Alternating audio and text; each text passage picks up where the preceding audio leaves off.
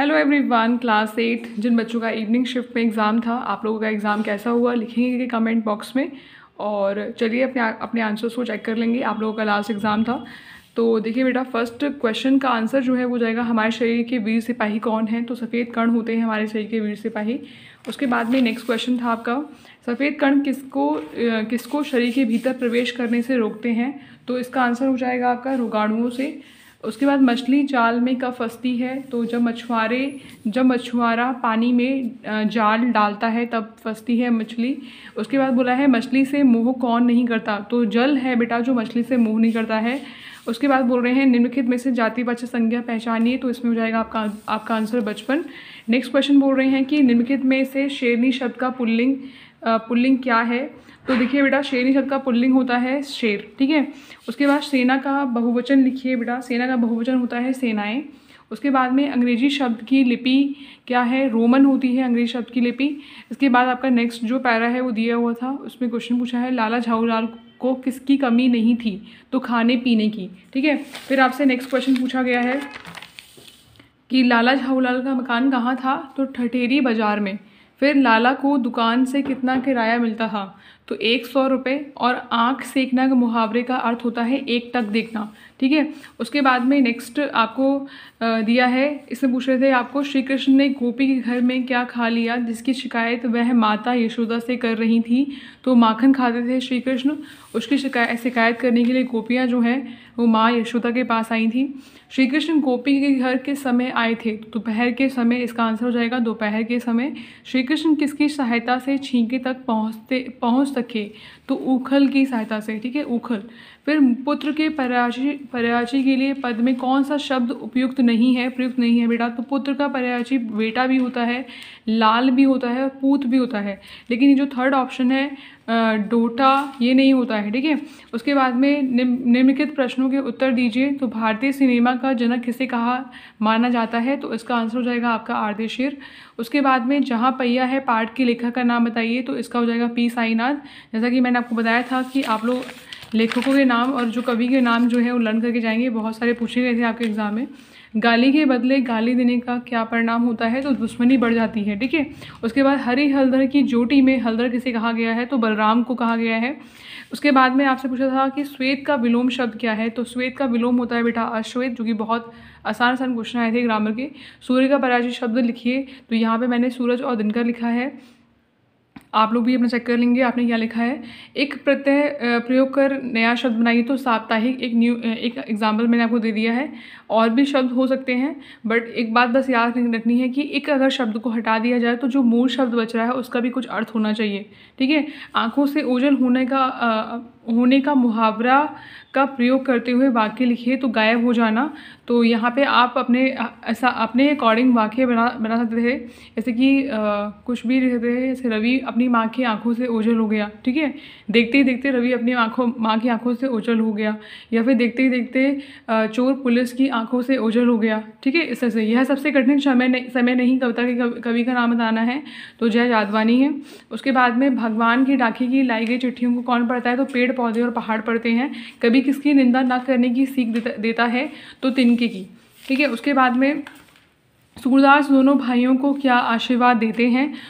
तो आप लिखेंगे चिरंजीव रहने का या फिर दीर्घायु का या लंबी आयु का आशीर्वाद जो है वो देते हैं। बदलू का पैतृक पेशा क्या था बेटा। लाख की चूड़ियाँ बनाने का पैतृक पेशा था उसका। बस अंतरिक्ष के पार से किसकी खबर लाई थी। तो दुनिया से बचे हुए लोगों की खबर लाई थी, ठीक है। साइकिल सीखने वाली महिलाएं कब इकट्ठी हुई। तो बेटा किला कुर्ची गाँव में सभी साइकिल सीखने वाली महिलाएं जो थी वो रविवार को इकट्ठी हुई थी। वे बोल रहे हैं जब सिनेमा ने बोलना सीखा पाठ के लेखक का नाम बताइए। तो प्रदीप तिवारी है। और फिर आपसे नेक्स्ट क्वेश्चन पूछा था कि वस्तु विनिमय क्या है बेटा। तो एक वस्तु के बदले में दूसरी वस्तु को देना, इसे बोलते हैं वस्तु विनिमय। और ये आपकी एनसीईआरटी का क्वेश्चन है। विनिमय की प्रचलित पत्ती क्या है बेटा। अभी जो हम विनिमय करते हैं उसकी प्रचलित पत्ती क्या है बेटा, पैसा। अब वस्तु के बदले में हमें क्या देना पड़ता है, पैसा देना पड़ता है।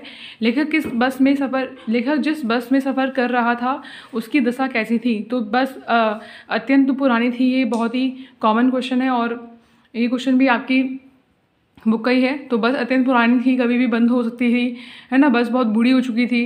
बस की हालत जो थी वो बहुत ख़राब थी, दयनीय थी, ठीक है, ऐसा आपने लिखा होगा एग्ज़ाम में। पहला बोलता सिनेमा बनाने के लिए फिल्मकार आदिशा इमरानी को प्रेरणा कहाँ से मिली, तो ये क्वेश्चन भी आपके एनसीईआरटी का था। उन्होंने आलम आरा फिल्म के लिए आधार कहाँ से मिला, तो 1929 में हॉलीवुड की प्रथम बोलती हुई फिल्म थी शोबूट, उससे जो प्रेरणा है आदिशा इमरानी को मिली थी। और इसका फिल्म के लिए आधार कहाँ से मिला था, पारसी रंगमंच के एक लोकप्रिय नाटक से, ठीक है। उसके साइकिल को विनम्र सवारी क्यों कहा जाता है, क्योंकि इसे सीखना और बेटा और चलाना क्या है, बहुत ही आसान होता है साइकिल को, इसलिए साइकिल को विनम्र सवारी कहा जाता है, ठीक है। अगर दुनिया के सभी पहिए बेटा हड़ताल कर दें तो क्या होगा, तो पहियों पे ही तो जो यातायात के साधन है वो चलते हैं, तो पहिए अगर हड़ताल पे चले जाएंगे तो दुनिया क्या हो जाएगी, ठहर जाएगी, एक जैसे दूसरे लोग किस प्रकार जाएंगे, ठीक है। अब बोल रहे हैं क्वेश्चन था एक देश की धरती दूसरे देश को सुगंध भेजती है, कथन का भाव स्पष्ट कीजिए, तो आप लोगों ने लिखा होगा। इसका आंसर मैं बता देती हूँ आप लोगों को। कवि कहना चाहता है कि पक्षी, पहाड़ तथा बादल भगवान की डाकी हैं जो विश्व बंधुता और एकत्व व आपसी सहयोग की चिट्ठियाँ बांटते हैं, मतलब सभी लोगों को एक साथ जोड़ने का संदेश देते हैं पक्षी, पहाड़ और बादल। ठीक उसी तरह ईश्वर से लाई गई चिट्ठियों को पेड़, पौधे, पानी और पहाड़ ही पढ़ पाते हैं। एक देश के फूलों की सुगंध जो है वो हवा के माध्यम से दूसरे देश में पहुंचती है, तो इस तरह से आपको इसका आंसर लिखना है। फिर आपसे पूछ रहे हैं कि माला, जीभ और मन के बीच कैसा अंतर है, कवि इसमें सबसे अधिक महत्व किसको देता है। देखो बेटा, माला जो है वो हाथ से फेरी जाती है, और जीभ से क्या होता है, भगवान को याद किया जाता है, भगवान को सुमिरन किया जाता है भगवान का। किंतु कवि ने मन को सर्वश्रेष्ठ माना है इस पाठ में, क्योंकि कवि क्या बोल रहा है कि माला फेरने से या जीभ से हरिनाम जपने से कुछ नहीं होगा जब तक जो मन है वो एकाग्रचित ना हो, ठीक है। तो ये थोड़ा सा घुमा के क्वेश्चन पूछा था आप लोगों से, लेकिन ऐसा कुछ क्वेश्चन एनसीईआरटी में भी था आपके, ठीक है। कवि की साखियाँ मानव जीवन पर क्या संदेश प्रभाव डालती हैं, तो मानव के अंदर उत्पन्न होने वाली जो शंकाएँ होती हैं या जो अज्ञानता होती है उसको मिटा देती हैं कवि की साखियाँ, ठीक है। क्योंकि इसमें काफ़ी अच्छे उपदेश जो है कवि की साखियों में आपको दिए गए हैं। मक्खन चुराते समय और खाते समय श्री कृष्ण थोड़ा सा मक्खन बिखरा क्यों देते हैं, तो इसका रीज़न ये था बेटा कि आधा तो खुद खाते थे और आधा अपने सखाओं को खिलाते थे, इसके कारण जो मक्खन है वो गिर जाता था, ठीक है। तो इसमें श्री कृष्ण जी का कोई दोष नहीं था।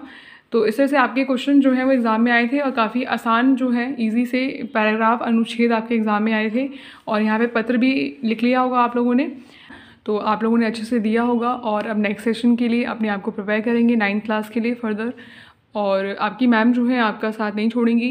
कुछ क्लासेस ऑलरेडी अपलोडेड हैं, क्लास 9th के मैथ्स की मैंने यूनिट कवर कर रखी है, चैप्टर 1 और 2 ऑलरेडी क्लासेस अवेलेबल हैं, आप लोग जाइए फर्स्ट और सेकंड चैप्टर मैथ्स से कवर कर सकते हैं, और भी क्लासेस आपको अवेलेबल हो जाएंगी इसी चैनल पे।